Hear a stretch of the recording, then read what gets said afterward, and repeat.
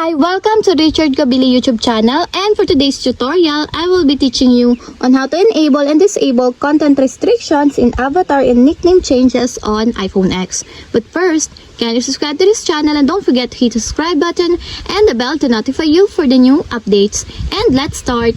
Using your iPhone X for your home screen, first go to Settings. Then in the settings, scroll down and click the screen time. Then after that, in the screen time, scroll down and choose the content and privacy restrictions. Then after that, in the content and privacy restrictions, select the content restrictions. Then in this part, scroll down again and choose the avatar and nickname changes located on the lower part of the screen. Then in the avatar and nickname changes, if you want to disable, just click the don't allow until there's a check mark on the side. And if you want to enable, just click the allow until there's also a check mark on the side.